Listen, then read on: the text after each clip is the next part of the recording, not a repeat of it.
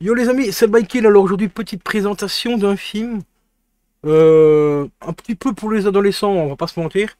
Donc je t'en parle un peu plus en détail juste après le générique. Normalement, les fans d'Harry Potter et de Twilight devraient apprécier ce film, car on est vraiment dans cet univers-là.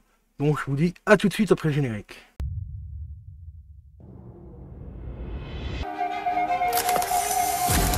Je vous ai sûrement déjà parlé de mon état.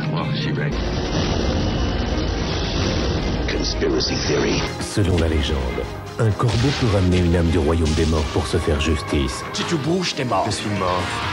Et pourtant, je bouge. The Crow. En fait, pourquoi t'es venu ici? Ma mère devait obtenir une clause d'éloignement contre mon beau-père.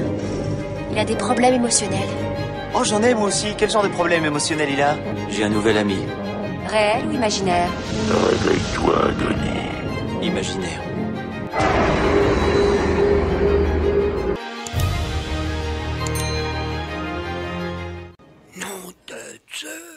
Et re les potes, donc aujourd'hui, je rentre un petit film plutôt sympa quand même. Hein. Enfin, il paye pas de mine, mais il est sympa quand même. L'histoire est plutôt assez sympa. C'est Sublime Créature. Alors celui-là, je t'avoue que je l'ai pris surtout pour deux choses. Le prix, 2 euros. Voilà. Il est en DVD et Blu-ray. Donc on a le film sur le DVD et sur le Blu-ray. Mais on a également les bonus qui sont présents sur le DVD uniquement. Donc ça, c'est un petit peu dommage. Donc comme je l'ai dit, c'est un film qui tourne un petit peu dans l'univers Harry Potter, Twilight, et ainsi de suite. Mais avant toute chose, c'est un film qui est tiré d'un roman.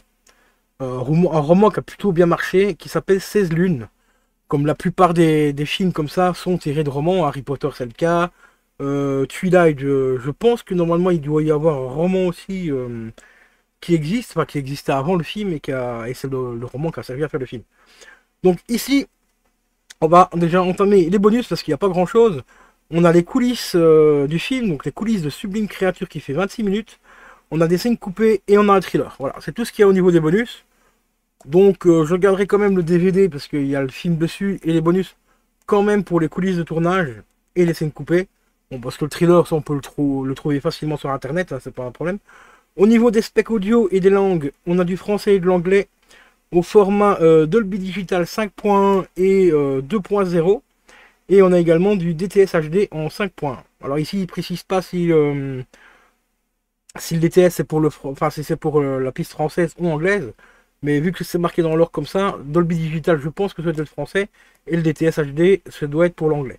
Au niveau du format de l'image, c'est du 2.35 16:9, compatible 4 tiers, 1080p en 23.98. Encodage MPG4, donc il est en couleur, il y a des sous-titres en français pour ceux les malentendants. Le durée du film, alors ça c'est un petit truc à savoir, est-ce que c'était une version longue ou pas. Sur le DVD, le film nous fait 119 minutes, et sur le Blu-ray, il fait 5 minutes de plus, donc avec 124 minutes. Plus bonus sur le Blu-ray. Enfin, ils disent plus bonus, donc, mais les bonus sont présents normalement sur le DVD. Alors je l'ai pris surtout aussi pour la présentation, pour le packaging. Je vais te mettre un peu de lumière si ça va changer quelque chose. Oui. Voilà, pour le packaging, je trouvais le packaging vraiment super intéressant. Donc ici, on a un fourreau. Ici, derrière, on a tout un décor. En fait, ici, le fourreau est un peu sculpté. Ici, c'est du carton, hein, mais c'est sculpté un petit peu. Et ça représente en fait des racines qui s'entremêlent, tu vois. Et ça rappelle un petit peu l'ambiance ici qui se passe dans le cercle ici. Quand on le retire, on découvre. Donc je pense que ça doit être les deux acteurs principaux, parce que le film, je l'ai vu une fois, donc il y a très longtemps, donc j'ai pas de souvenir. Donc on a une petite photo. Voilà, des petits fourreaux vraiment sympa, bien travaillé. Et ça, j'apprécie encore fortement des films comme ça, où ils prennent le temps de soigner le packaging, parce qu'aujourd'hui, ça devient un petit peu moins le cas. Ensuite, à l'arrière, ici, donc on a le contenu. Voilà, on a le média, enfin le support qui maintient le Blu-ray et le DVD. À l'arrière, on a une photo, voilà, qui reprend un petit peu le format du fourreau. Pourquoi? Parce qu'on peut tout simplement intervertir, hein, si on veut. Si tu veux, tu peux mettre cette photo-là à la place, par exemple. Toi, pas d'avoir celle-là, là, ici, là. D'avoir celle-ci, bah, tu auras celle-ci quand tu vas remettre le fourreau dedans. C'est pour ça que le décor est toujours un petit peu en forme de cercle, plus ou moins. De l'autre côté, donc c'est ici qu'on appelle le premier décor, hein, qu'on avait le fourreau. On a un petit effet hop comme ceci, c'est foutu, c'est bien foutu, c'est travaillé. Bon, certes, ça reste du carton, mais c'est quand même assez stylé. Donc c'est comme un petit portail qui s'ouvre. On retombe sur la scène principale qu'on avait déjà ici. Sauf que ici, c'est zoomé. Voilà. Donc ça, c'est déjà assez sympa. J'aime bien ce genre de petits trucs comme ça. Ici, quand on soulève, non, quand on tire comme ceci, on arrive sur une scène du film, avec les éclairs et tout. Mais on a encore un autre visuel d'un autre personnage. Vous voyez, toujours un peu dans le même cerclage. Donc ça, parce que ça a toujours été fait, parce qu'il y en a certains qui arrivent à mettre toutes ces photos-là à la place de celle-ci quand ils rangent le fourreau. Moi, j'ai testé, ça force un peu. Parce qu'il y en a une que j'aimais beaucoup et je voulais la mettre dans le fourreau, mais ça ne va pas. Ensuite, on ouvre de l'autre côté comme ceci. Voilà. Et là, on découvre encore un autre visuel. Ici, on a une continuité derrière. Tu vois, ici et là-bas. Et ici, devant, on a l'actrice principale.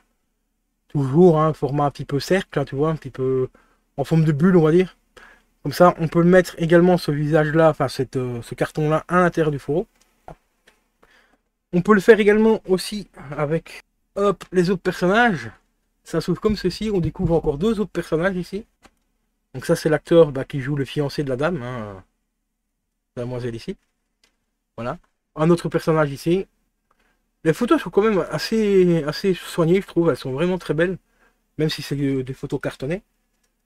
Ici, et on a encore un autre personnage. Voilà pourquoi il pense un petit... Enfin, on a une petite rêve de Harry Potter. Parce qu'il me semble que la dame ici joue un des professeurs dans Harry Potter, il me semble.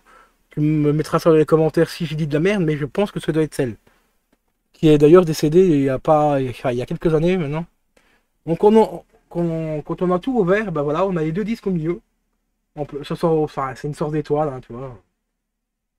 Ça s'ouvre en étoile, et quand on enlève les deux disques, ben on a le restant de la continuité du premier décor. Alors le disque, particularité, il n'y a pas de truc au milieu pour les maintenir. Ça maintient avec des petites clips sur le côté. Donc ici on va lever le Blu-ray. Pareil pour le DVD, vous appuyez ici sur le petit clip ici. Voilà, il va se déclipser et après vous avez plus qu'à le retirer. Voilà. Et voilà, ici on a une très grande continuité ici. Du décor au milieu. Et on a les deux acteurs ici.